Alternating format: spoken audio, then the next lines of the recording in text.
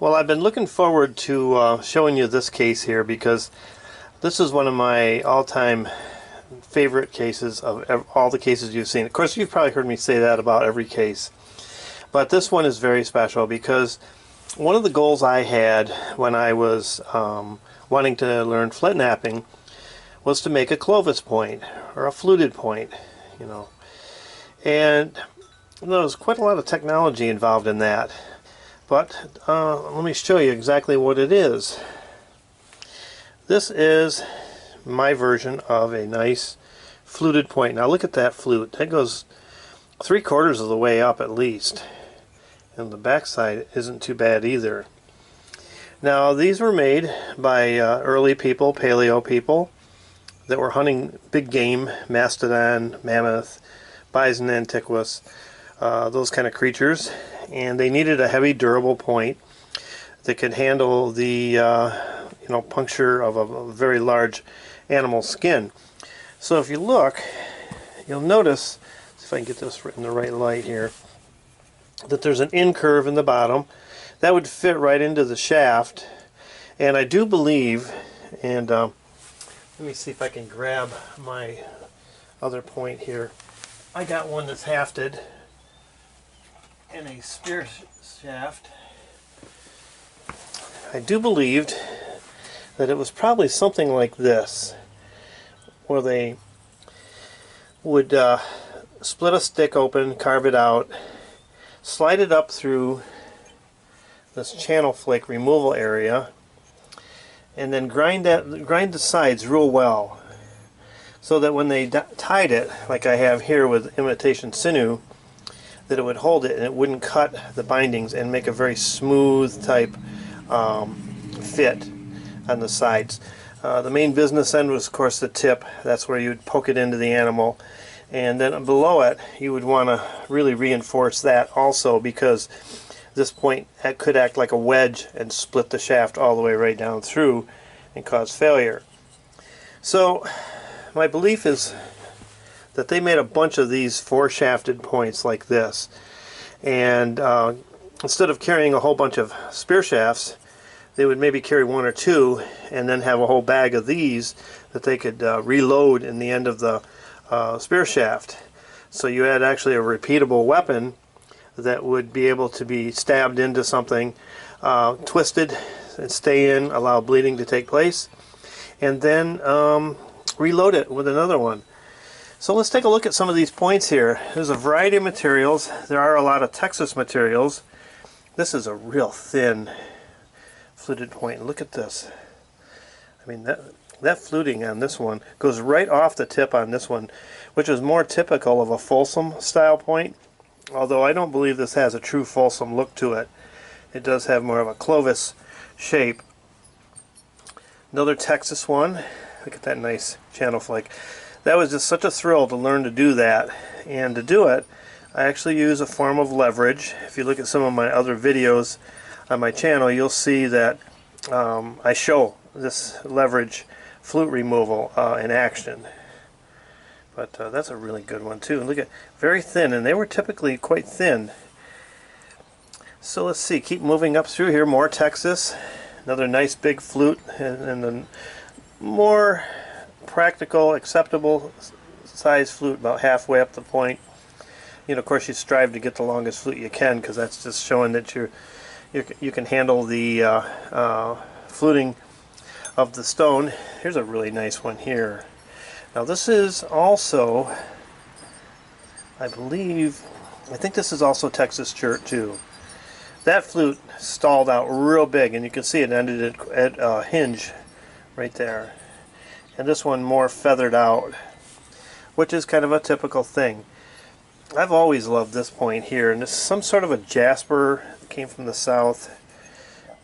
But you notice there's like impurities in here. There's holes and pockets, little crystal quartz areas.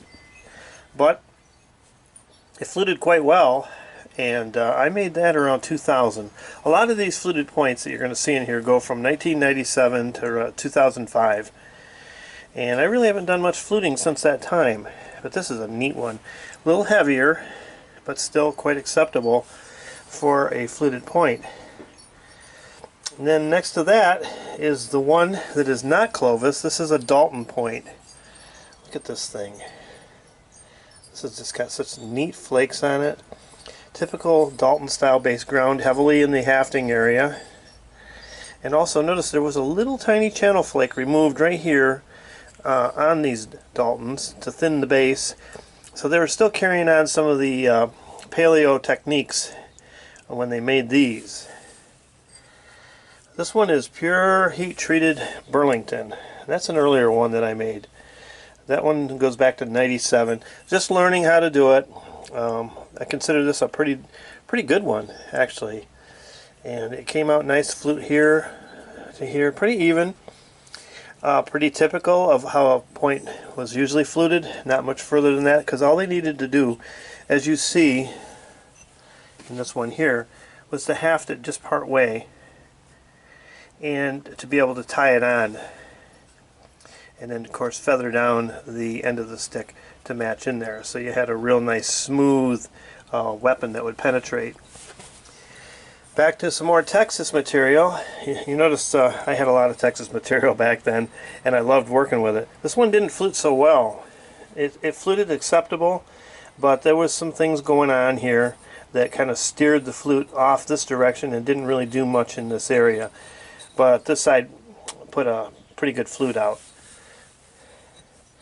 And this is probably one of my earliest ones. I'm not sure, there's no date on this. Raw Burlington this time, and flute to there, and pretty much just about the same. Real happy to get these, because these are, these are not easy to make.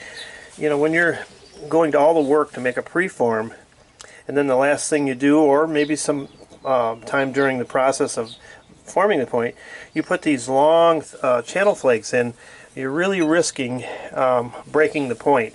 Many times the flute likes to dive and break the point in half. This is some Creek Burlington, just loaded with fossils.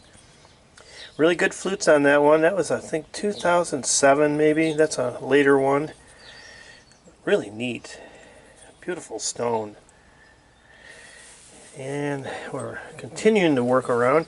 Now this one here, I made this out of Flint Ridge chalcedony. And what I was trying to do at the time, it's got a little quartz band right across there, was make a point that looked like one that I helped find on the Lamb site, not far from where I live, which was an early man site, Clovis site. And I found the base section, about that much of it, in a clod of dirt on a sifting screen.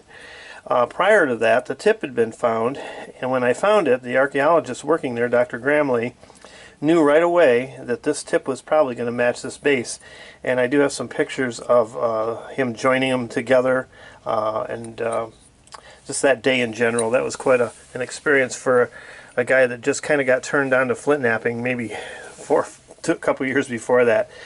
I do love this one. It's been with me a while. This is raw Pennsylvania jasper. And look at this. I think that fluted well. Jasper can be a little challenging, but it does work well. Kind of like Onondaga, quite a bit. And you notice there are no Onondaga fluted points in here because those are in my Onondaga case. So you saw those already. And here's one out of a material that I almost think is man-made, but I'm not positive. Somebody told me it was like an imitation novaculite, or it could be, I don't know for sure, but I do know it worked well, it fluted well, got a nice thin base on it, which was perfect for hafting. And one of the really favorites that I made was this one here out of some beautiful Texas material. Fluted to here, pretty much both sides, but notice the translucency here. Isn't that thing incredible? Love that stone. And that one has been with me since 2000, I say. It looks like 2000 on there. But that was a favorite. One more Flint Ridge one, an early one, 2000 again. And this flute just kind of stopped right there. Didn't have much behind it, or I didn't have a strong enough platform to push it further up the stone. But it did flute, pretty typical of what a lot of fluted points were that are found today. And last but not least is probably one of my best fluted points. This is some heat-treated Texas. Look at this thing. And it's fluted nicely on both sides. 2003 on this one. I've loved this point since the day I made it. And I always love to hold this one in my hand, and it just feels right. You know when you have an artifact or a nap piece that feels right, you can tell if you've handled many of the originals, and this one does feel really good. So there's a look at my Clovis case, my Paleo case, whatever we want to call it. And this shows you one more of my keeper cases. This one's a special one because it is just Paleo and late or early archaic with the Dalton right here in the middle. But I have been, you know, every now and then if I do make a nice fluted point, it ends up finding its home in here with these guys. So once again, I want to thank you for watching. I really enjoyed getting this case out and showing it to you. Hope you enjoyed seeing it, and if you're not subbed, I'd definitely appreciate a sub from you. But just leave me a comment if you liked the video, a thumbs up, whatever you feel, thumbs down. But that'll be it for this time, and as always, I'll catch you on the next one. Everybody be safe and well.